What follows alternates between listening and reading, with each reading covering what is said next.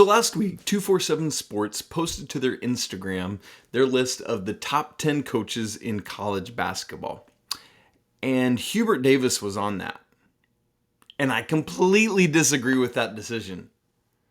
Yeah, I really do. I'll explain it on today's episode of Locked On Tar Heels. You are Locked On Tar Heels, your daily podcast on the UNC Tar Heels. Part of the Locked On Podcast Network, your team every day. Hey there, it's Tuesday, May 31st. Oh, thank goodness, May 31st, 2022. Welcome into the Locked On Tar Heels podcast. I'm your host, Isaac Shade, beat writer for Sports Illustrated's All Tar Heels website, and I want to thank you for making Locked On Tar Heels your first listen or your first watch every single day. Please don't forget that we are free and available everywhere you get podcasts, so no reason to not subscribe right now, anywhere you get them. If you're watching the show, go ahead and hit subscribe if you're not already subscribed. Please smash that like button so we know that you were here, and go ahead and leave a comment while we're talking as well. Very seriously, a couple pieces of housekeeping. Thank goodness it is the last day of May. I hate this month because my allergies are awful, and like clockwork, as soon as it turns to June 1 tomorrow, I should be good. But today, right now, I feel absolutely miserable. Come on, June, hurry up. A couple pieces of legit North Carolina news, just quick off the cuff things, both basketball related. We learned on Monday that Anthony Harris, who you might remember is transferring, has committed to Rhode Island, where he will be a Ram and wear a light shade of blue. He found something he liked. He's sticking to it. That's right, you know it. Also, we learned of Kerwin Walton has narrowed his list down to 5 schools: Texas Tech, Clemson, Oklahoma, Memphis, and Kansas State. Nothing really close to home back up in Minnesota. We got a good bit of Big 12 country there with Texas Tech, K-State, Oklahoma. 3 of those 5 schools are Big 12. Memphis is essentially in that footprint, and then Clemson staying in that ACC, SEC footprint. So it'll be interesting to see where Curtin lands. Where Kerwin lands, we will keep tabs on that. Also, it is Tuesday, and that means it's time for Tuesday Trivia. We know, as I reported yesterday on the show to you, that North Carolina is going to be one of the 16 regional hosts for the NCAA Baseball Tournament, which starts this coming weekend. And in fact, little teaser for later in the show, the whole field, the selection show was revealed on Monday, so we'll unpack that more. But here is today's Tuesday trivia question. Including this year, so the number is at least 1, how many times has North Carolina hosted a baseball regional in the 2000s? So we're starting with the 2000 spring season up through 2022. The answer to that coming up at the end of today's show. But as I alluded to in the cold open last week, 247 Sports put out a list on their Instagram just entitled Top 10 Coaches in College Basketball. That's everything we had to go on in terms of what this list was. They didn't talk about like what the parameters were for making this decision, so we'll get into that in a moment. But first, let me just give you the list of who those top 10 coaches are. I'll go in order from number 1 to number 10 as 247 ranked it. Number 1, Bill Self, Kansas Jayhawks. Just won a national championship, his second. Okay, cool. Number 2, John Calipari, Kentucky. Number 3, Scott Drew, Baylor. Number 4, Mark Few, Gonzaga. Number 4, Tom Izzo, Michigan State. Number 6, Tony Bennett, Virginia. Number 7, Eric Musselman, Arkansas. Number 8, Kelvin Sampson, Houston. Number 9, Hubert Davis, North Carolina. Curious. And number 10, Jon Scheyer from Duke. What in all of God's green goodness is that? We'll talk about it in just a second. Okay, so there's the list of 10. Again, Bill Self, John Calipari, Scott Drew, Mark Few, Tom Izzo, Tony Bennett, Musselman, Kelvin Sampson, Hubert Davis, and Jon Scheyer. Now, obviously, the first question we have to list ask before we start attacking this list is, what do they mean by it? Is it intended to be the best recruiter, the best X's and O coach, the most successful in terms of regular season or conference tournament or NCAA tournament? Or is it the whole package? Is it what this coach has done historically? Is it what they expect them to do just in this upcoming season?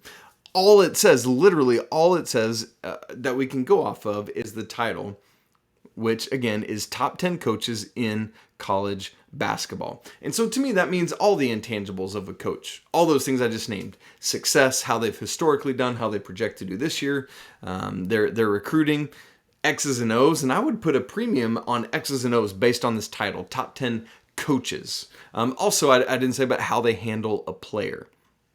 And so first off, as I said in the cold open, hand up, North Carolina guy, I don't think Hubert Davis should be on this list. This is the top 10 coaches in college basketball. And as great a first year as Hubert Davis had, he's only had 1 year as the head coach of a program. That's just, frankly and simply, too small a sample size. This could be a complete aberration where Carolina played well for essentially 2 months and had a great run, and then Hubert Davis never coaches well again. I don't think that's going to be the case, but we don't know that right now. It's just too small a sample size compared with all the phenomenal coaches out there with years and years and years under their belt. Now, while I have a disagreement with Hubert Davis being on this list, Jon Scheyer on this list is downright indefensible. It's egregious, it's absurd, and it's insane. How on earth can you put a coach on a list of the top 10 coaches in college basketball who has not coached a single game as the head coach of his team? Yes, Jon Scheyer has filled in a time or two for Mike Krzyzewski, but as the head coach of the Duke Blue Devils or any other program, he has not coached one game. And we're going to put him on a list of the 10 best coaches in all of college basketball. Yes, I can quibble and argue with the Hubert Davis inclusion. There is no way that you can defend putting Jon Scheyer on this list. That is wow. Wow, wow, wow. And I know this is clickbait, and that's all it is, off-season clickbait. But still, can we at least have some modicum of due diligence or like, where's the accountability on this? Nowhere. It's not. And I listen, I respect 247 as part of CBS. I think they do a great job, but ooh, that's painful. Now, maybe you can make an argument for, hey, this is the top coaches right now, not taking history into consideration. Even still, Jon Scheyer has not done anything other than he's recruited a good recruiting class. Great. I am incredulous. I am in disbelief at this decision. And hear me, this isn't a Duke Carolina thing. I don't think Hubert Davis should be on this list either. You heard me just say that a second ago. Because he's only coached, again, 1 season. Yes, it went well. But again, 1 season. Now, it's not just with Coach Davis and Coach Scheyer being on this list. I've got other beefs. For example, I don't think John Calipari should be number 2 on this list.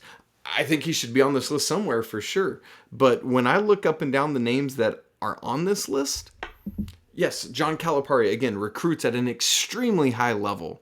And he's won a national championship.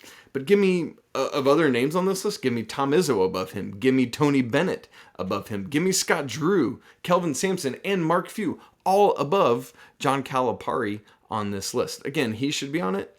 Nowhere near where he is. Now, we haven't even begun to take into consideration the names that aren't on this top 10 list that I think should be at least under consideration, if not outright included. Give me Chris Beard on this list.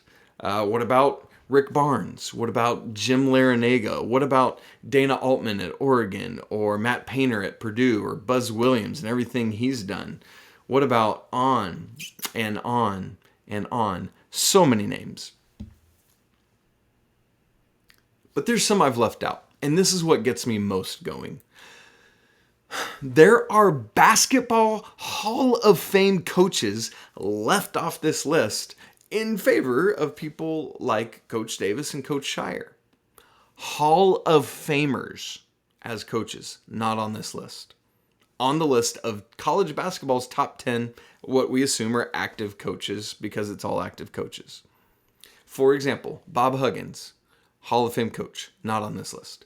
Rick Pitino, Hall of Fame coach, not on this list. Let's take it a step further. Jim Boeheim, sure, might not be a Hall of Famer yet. Leonard Hamilton might not be a Hall of Famer yet, but Boeheim, let's include all his wins and not the ones that the NCAA stripped away. He has the second most wins in college basketball history behind Coach K. But he's not on this list.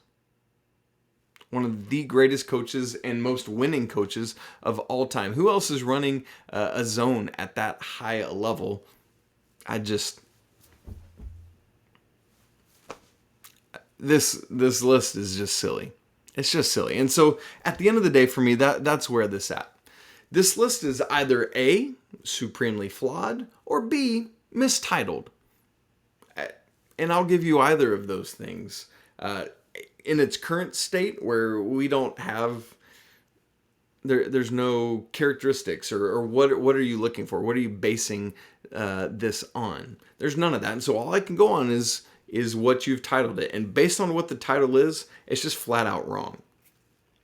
Now, maybe you mistitled it 247 Sports. That's great, and that's fine.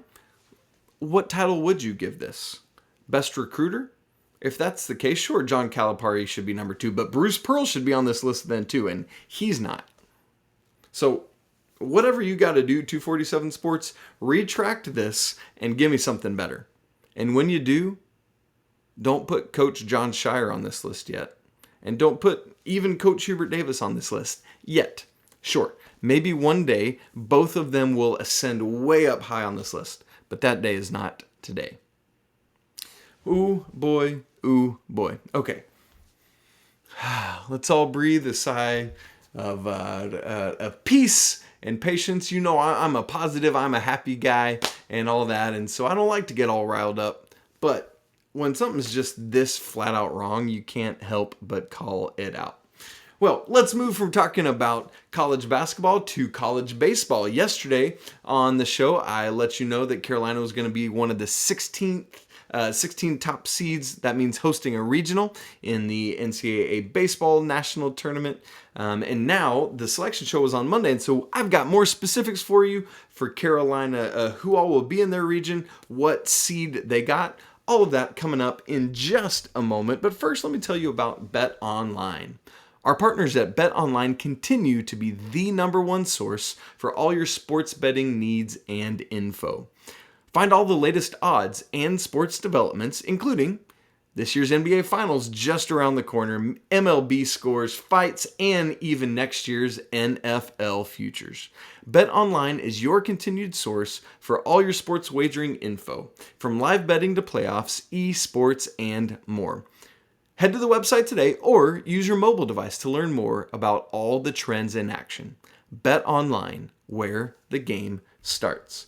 Speaking of the NBA Finals, we are not too terribly far away from the NBA draft. All sorts of big basketball stuff going on there. And so as you think about getting your daily digest of all the best sports content out there, I want to encourage you to check out Locked On Sports Today. It gives you all the biggest stories of the day, instant reactions, big game recaps, and the Locked On Take of the Day. This podcast is available on the Odyssey app or YouTube or anywhere else it is that you get podcasts. All right, now let's talk about baseball. Yes, North Carolina, as you well know, is on this ridiculous run right now that has launched them into the top of the sport, one of the top 16 seeds, and that is great news. Again, they've won 15 out of 17, including winning the ACC tournament on Sunday. So that selection show aired at noon Eastern on Monday, yesterday on Memorial Day, and so now we know all about all 64 teams in the field. We know that NC State goodness gracious, got left out as the last team out of the field. That is painful for them. But we also know who all is in Carolina's pod, what their seed is, and who Carolina would likely play if they were fortunate enough to advance to a super regional. So let's unpack that. The top 8 seeds are number 1, Tennessee, number 2, Stanford, 3, Oregon State, 4, Virginia Tech, 5, Texas A&M, 6, Miami, 7, Oklahoma State, and 8, East Carolina. So those would be your 8 super regional hosts, assuming they make it out of their regionals, which is no gimme, but typically does happen as those national seeds. Now, North Carolina moved all the way up to the 10 seed, and so they are your number 10 national seed. And if you just have bracket math running in your head because you're a March Madness junkie, you know that as the 10 seed, that means that things in a 16 team seeded thing, the 2 seeds have to add up to 17. So if Carolina is the 10, that means they would play the 7. And that, as a reminder from what I just said, would be Oklahoma State. And so we will get there in just a moment. So the other 3 teams joining North Carolina in the Chapel Hill Regional of the 2022 NCAA Baseball Tournament are Hofstra out of the Colonial Athletic Association, VCU out of the A-10, and your national football reigning national champions, the Georgia Bulldogs out of the SEC. Obviously would be the most difficult opponent for the Tar Heels. So here's the schedule for you. You've got all 4 of those teams. If you're unaware how these regionals work, it is a double elimination tournament. So both games will take place. They seed all 4 teams. Hofstra's the 4, so Carolina will play them as the 1 seed, and then VCU and Georgia will square off as the 2 and 3 seed. And so that will take place on Friday. Carolina hosts Hofstra at 2 on ESPN Plus, 2 Eastern time, that is. Make sure you tune in. And then VCU and Georgia square off later on Friday night. On Saturday, the 2 winners will play and the 2 losers will play. As you would imagine in a double elimination tournament, the loser of the loser game is done. They go home. They're done for the year. And then the winner of the loser game plays the loser of the winner's game.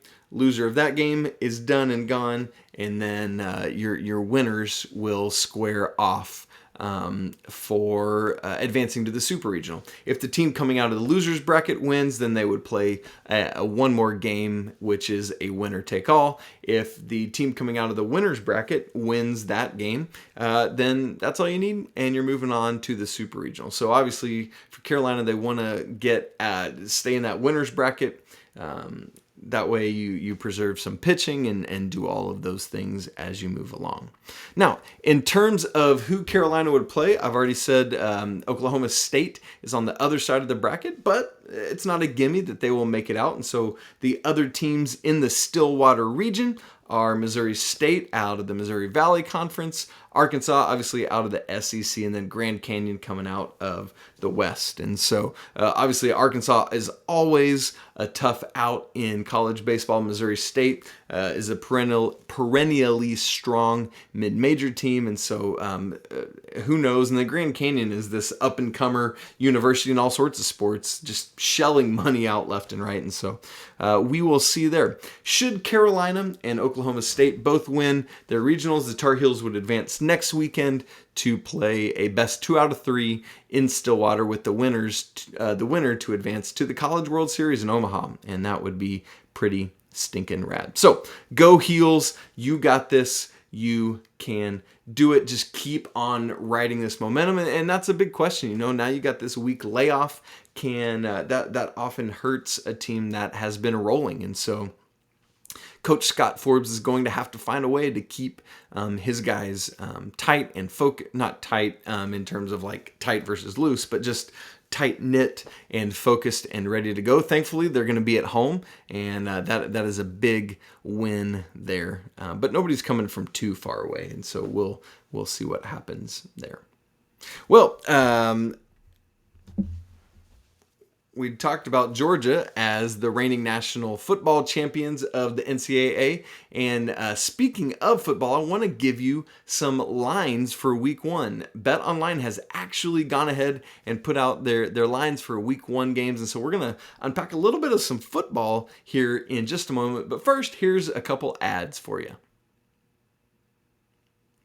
All right, as I said, one of our sponsors, BetOnline, who's in fact sponsor of today's show, you heard that promo just a couple minutes ago, has put out lines, their betting lines and the over-under for week 1 games of college football. If you've been paying attention, you know that Carolina has these under Mac Brown now, who is now your scheduler. We've kind of gone past the scheduling system of the previous regime, and so now the schedule will reflect how Mac Brown likes to put a football schedule together. And so a little bit of a slower start into the year, which is nice as you're trying to figure out who your quarterback's going to be.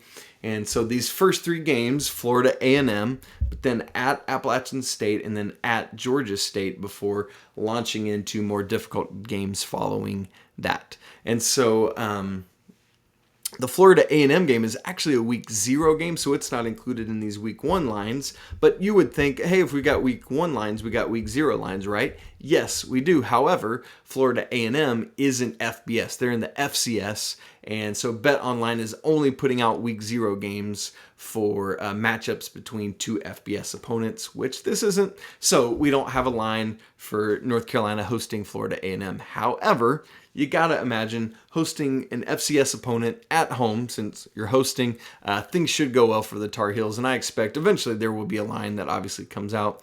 You expect the Tar Heels to probably be favored by 2 touchdowns or so. It's just hard to know how Vegas and others will evaluate Carolina given all the unknowns, particularly at the quarterback position. But as we get into that week 1 game, been saying it, and I'm going to continue to saying it, do not overlook Appalachian State. They are a perennially tough team, one that Carolina has had their own difficulties with. Not to mention that this game is on the road in Boone, North Carolina, to play App State there. And so when we look at the BetOnline odds for this game, they do have Carolina favored, but only by 3 points, just by a field goal. And so they recognize, hey, the Tar Heels are heading into enemy territory. They're bringing in a new defensive scheme. They're probably maybe still trying to figure out their quarterback situation. You know, in this FCS game in week 0, they might have given both guys a shot in Criswell and May. Maybe not. Maybe they go ahead and name somebody, and that's just like that's who we're going with.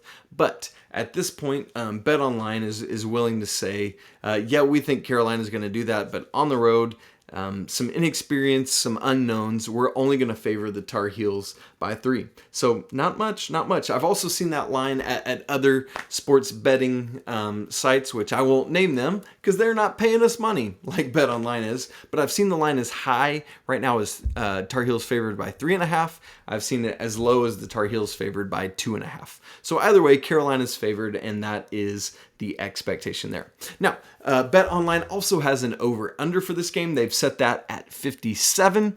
And, you know, if you follow things logically, Carolina favored by 3. You divide 57 in half. You got 28.5 points basically for each team. Am I doing that quick math right in my head? I'm going to add this up right now just to make sure I'm not crazy. Yeah, 28.5. See, I'm good at stuff. And so that is the number there. And so Carolina favored by 3, you know, you're looking at a little bit of a separation there. The other way, Carolina, you know, 30 to 27 for App State. That would be what that 3-point spread would be. And so if you look at, think about Carolina going on the road to start last season at Virginia Tech. And I know that's a little bit of a different thing, but that's with Sam Howell. Carolina didn't sniff 30 points in their road opener last year. Now think about that with an untested quarterback in his first game. And so to me, that over-under is high given this context, given what's going on. Now, Listen, I get jacked up and messed up on these things all the time, and so who knows. But if you're asking me, I'm going to take the under if it's over under 57, because I just don't think the Tar Heels are going to get there, but I do think their defense is going to do enough to keep them in the game so they win it. So I think both teams are going to be, down in the 20s for this one, which just wouldn't reach in the lower 20s, which just doesn't reach 57. But I am going to take Carolina by those 3 points. I think they can cover that, and I would see them winning by about a touchdown or so, which would definitely cover those 3. So give me those 3 points for the Tar Heels, but give me the under as well to beat App State on the road there in Boone. Now, we get to the end of today's show, and I've got to give you the answer to today's Trivia Tuesday question. And as a reminder, the question is this: including this year, how many times has North Carolina hosted the NCAA College Baseball Tournament Regional, which means one of 16 regional sites in the 2000s. So the 2000 season through the 2022 season, keeping in mind there was no 2020. Thanks, COVID. You ready? Let's add it up together. We'll start the furthest away and work our way up to today. 2006, 2007, 2008, 2009. Yeah, that's a run. 2011, 2012, 13, 17, 18, 19, and 22. That's 11 times in the 2000s that the Tar Heels have hosted an NCAA regional. That is an extraordinary run, especially when you consider that 2020 didn't happen, and so you take that out. And Carolina's like right at that. They've hosted a regional in half of the 2000s, just right in that range. And so that is incredibly impressive for Coach Fox's team and now Coach Forbes' team as well. What a run there. Would love to see them continue to rise back to that national prominence and ultimately bring home a national championship. Get out of here, Oregon State. We're all still mad at you. But that is it for today's episode of Locked On Tar Heels. Thanks so much for joining me on a Tuesday. Coming up on tomorrow's show, Coach Pat Kilby joins me. We're going to start breaking down the games of the incoming freshmen. And tomorrow, it's Jalen Washington. Can't wait to have that conversation. Thanks again so much for making Locked On Tar Heels your first listen or your first watch every single day. Please go subscribe anywhere you listen or watch podcasts. And for those of you that are watching, if you would, smash that like button, leave a comment. We'd love to hear your thoughts on some of today's conversation. You can follow the show on Twitter at Locked On Heels. You can follow me on Twitter at Isaac Shade, ISAACSCHADE. Go do it right now. And then, since you've made this your first listen of the day, I want to encourage you to make the Locked On NBA Big Boards podcast your second listen of the day. This foursome, Rafael Barlow and the guys, give fans an in-depth look into the biggest prospects, latest player rankings, mock drafts, and of course, big boards. So follow the Locked On NBA Big Board show and listen to it every day on the Odyssey app or watch it on YouTube, anywhere else you get podcasts. Thanks so much for spending part of your Tuesday hanging out with me, talking all this variety sports. I love it. It's so cool that the Tar Heels are great at so many things, because then we get to talk basketball, we get to talk baseball, we get to talk football. Yesterday, women's lacrosse, all this great stuff. I love it. And you know what? It's a great day to be a Tar Heel.